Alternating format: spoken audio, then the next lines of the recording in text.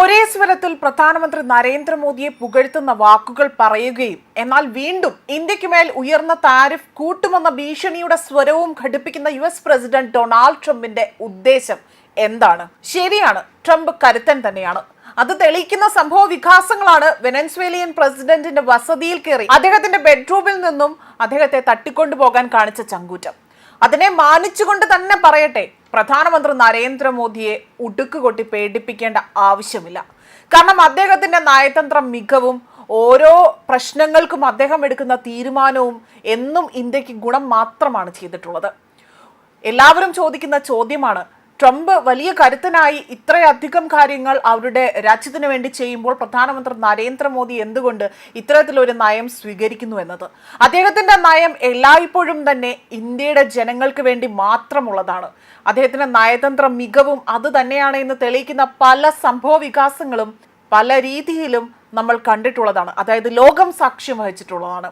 ഒരിക്കലും സ്വന്തം രാജ്യത്തിന്റെ ആത്മാഭിമാനം പണയം വെച്ചുകൊണ്ട് ഇന്ത്യ ആരുടെ മുന്നിലും മുട്ടുമടക്കില്ല എന്നതാണ് ഇന്ത്യ പാക് സംഘർഷത്തിൽ ലോകം സാക്ഷ്യം വഹിച്ചത്. ആയതിനാൽ തന്നെ മോദി നല്ലവനാണ് എന്നും എന്നാൽ താൻ സന്തുഷ്ടനല്ല എന്നും മോദിക്ക് അറിയാമെന്ന് ട്രംപ് പറയുന്നതിൽ എന്ത് കഴമ്പാണുള്ളതെന്ന് വിലയിരുത്തലാണ് ഇപ്പോൾ പുറത്തു വന്നിരിക്കുന്നത്.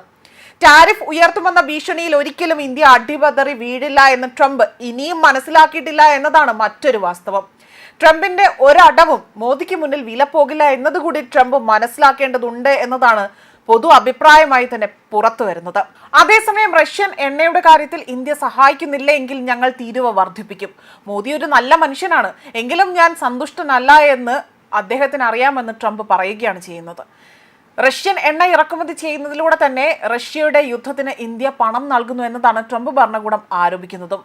റഷ്യൻ എണ്ണ ഇറക്കുമതി പൂർണ്ണമായി തന്നെ നിയന്ത്രിച്ചെങ്കിൽ പോലും ഏതു നിമിഷവും ഇന്ത്യക്ക് മേൽ വ്യാപാര നികുതി ഉയർത്താൻ മടിക്കില്ല എന്ന് ഭീഷണിയും അദ്ദേഹം മുഴക്കുകയാണ് ചെയ്യുന്നത്.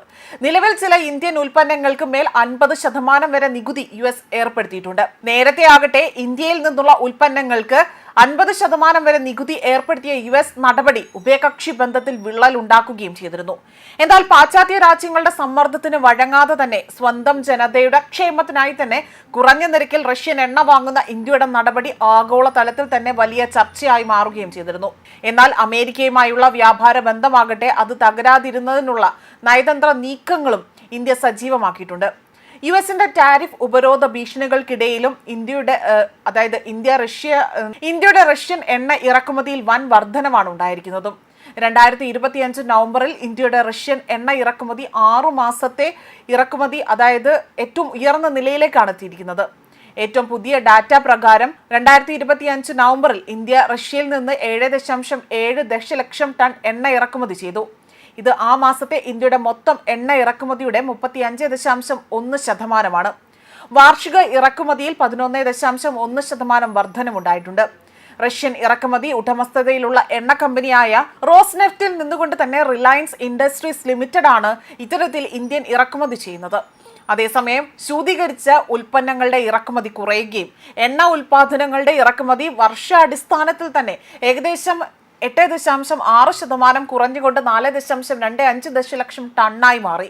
അതേപോലെ തന്നെ ഉൽപാദന ഇറക്കുമതിയാകട്ടെ 3 വർഷത്തെ അപേക്ഷിച്ച് 1.7% കുറഞ്ഞത് 5.2 ദശലക്ഷം ടണ്ണായി മാറുകയാണ് ഉണ്ടായിരിക്കുന്നത്. ന്യൂസ് ഡെസ്ക് കർമ്മ ന്യൂസ്.